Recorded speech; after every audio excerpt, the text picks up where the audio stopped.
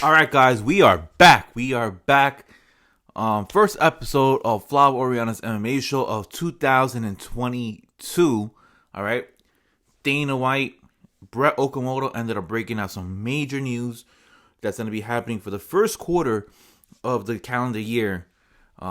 We got some two title fights that are going to be on the same card. Yes, we have Max Holloway versus Alexander Volkanovski. I probably should have said it the other way around because the champion always gets mentioned first. They're going to have the trilogy fight. They're going to take place at UFC 272 in Las Vegas, okay, for the trilogy fight. Both these guys have history. Both these guys had fought. They had fought at UFC 245, if I'm not mistaken. That was the night that Usman ended up facing Colby Covington. That was Amanda Nunes versus Jermaine Durandamy. All right, and then they also had faced in Abu Dhabi in that first card when Usman also faced Masvidal. So, great. We all knew that this was expected. Okay, I'm pretty sure Max Holloway could have taken the rematch immediately for the trilogy, but he took the route where defeated Calvin Kattar, defeated Yair Rodriguez. The Yair Rodriguez fight really didn't make any sense, but I guess it was just for him to be a little bit more active. And wow, that was an amazing fight. Okay, but now we're gonna have Volkanovski versus Holloway. Volkanovski in 2021, he ended up fighting only once. He ended up fighting Brian Ortega, and which that ended up having round of the year in round 3. It was a great fight. It was one of, I would say, top 10, top 15 fights of the year. But wow, this Volkanovski versus Holloway, very important fight in the featherweights in the featherweight division because of the fact that Volkanovski, right? He defeated Max Holloway clearly in the first fight. In the second fight, I was one of those guys that had Holloway winning the second fight. It was a very close fight in my opinion, but I felt like Holloway pulled away 3 rounds to 2. I understand why people may have given it to Volkanovski, but it's very, very important for Volkanovski and Holloway to win this fight. Not only because of the fact that, yes, championship gold is on the line, but also because of the fact that if Volkanovski loses, Max Holloway wins. Max Holloway is the champion. But the fact that this is a trilogy fight and Volkanovski is already up 2-0, and the UFC rarely, if not ever, gives out a trilogy fight where there's a one-sided series and the one side is winning two matches to none. It's important for Volkanovski to win so he could close his chapter and also, obviously, the clear obvious, avoid losing. Because if Max Holloway wins, I can't see the UFC giving Alexander Volkanovski an immediate title shot rematch against Max Holloway, just because of the way that it would be a 4th fight. It would be one of those situations where the first title defense of Alexander Volkanovski's title reign was a little bit questionable whether he should have won or not. He clearly dominated Brian Ortega, but if Holloway was to win, it would be to go. Volkanovski might have to take the Holloway route that Holloway took in 2021. Take two matches and then try to get yourself back into the title picture. Now, now let's play the scenario. What happens if Max Holloway loses? In my opinion, and I've been saying it, this is a very important fight for his legacy. All right, he's beaten Jose Aldo, he's beaten Brian Ortega, he's beaten Frankie Edgar, he's beaten a lot of people to get into this mix. He beat the Ricardo Lamas. Max Holloway, if he loses, all right, there's a very good, strong possibility that, yes, his legacy could be, I wouldn't say like tainted, but there'll be a smudge, a little stain in it that the one person that he was never able to really beat was Alexander Volkanovski in his prime, all right? And that's something that will just stay on his legacy right there. But also, this could be possibly the last fight in his career at 145. He's been saying it that he wouldn't mind taking fights at 155. He wouldn't mind. I mean, there's a lot of fun fights that we could see him have at 155. He can take fights with Justin Gaethje. Charles Oliveira.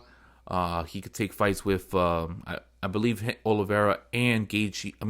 Oliveira and Holloway ended up fighting at one point at 145.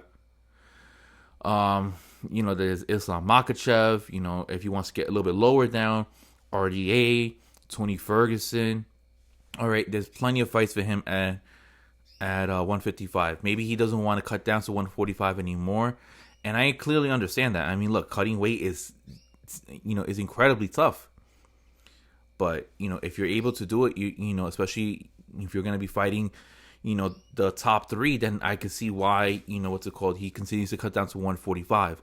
So it's a very, very important fight, and both these guys' legacies right there, because if Alex loses, can't see them giving them an immediate title rematch. He might have to face your Calvin Katers, your Giga Chikadze's, your Korean Zombies. I don't think he would have to face Brian Ortega, but that route. And if Max Holloway loses, like I said, possibly last fight at 145, probably moves up to 155 to avoid having to cut down so much weight. Now, the second title fight of UFC 272 we're going to have is, and they announced it, it's a rematch of what ended up happening last year at UFC 259.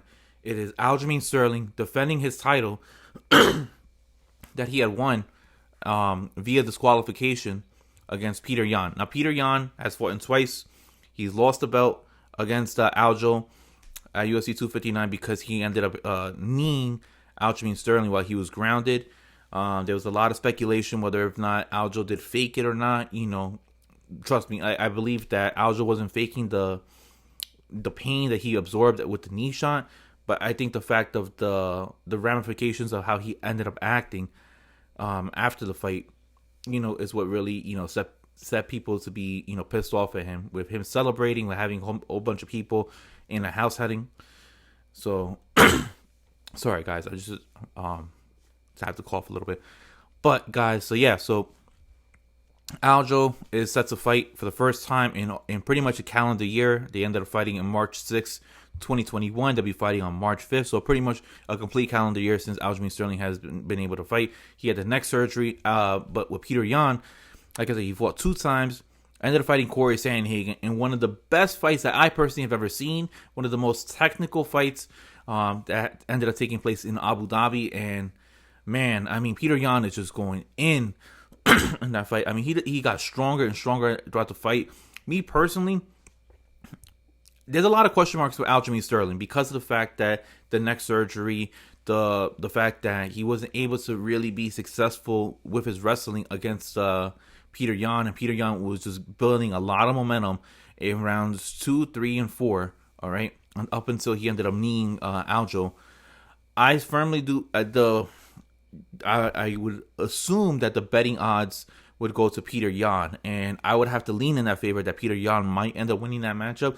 But I'm very curious to see what adjustments has Aljo been able to do. Now, I know he's training out with Eric Nixick and Extreme Couture. I know he still has connections with the guys from Long Island and Matt Serra and Ray Longo. But Aljo would need to do a lot of adjustments into his fights, just because that first fight he was trying to take down Peter Yan. Peter Yan, had great takedown defense. He was actually out muscling him, out striking him, and then landing a lot more significant shots. Okay, so that's something to look forward to. But yeah, guys, that's what we have. 2 title fights in UFC 272. What a way to kick off, the start of the new year, announcing these big, great fights that have to come along in the first quarter of the calendar year. All right, we have Israel Adesanya versus Robert Whittaker. In February, we have Francis Ngannou versus Cyril Gane. In just like 2 weeks. So a lot of good fights coming up. Can't wait to see what they're gonna end up announcing next. All right, but Volkanovski versus Holloway 3 is in March, along with Aljo versus Peter Yan. Part 2, the rematch, is going to be coming your way. Until then, guys, I am Flav Oriana. Thank you for tuning in to Flav Oriana's MMA show. Please hit that like and subscribe button, guys. Really helps out the channel, and I'll see you guys next time. Peace, guys, and have a good one. See ya.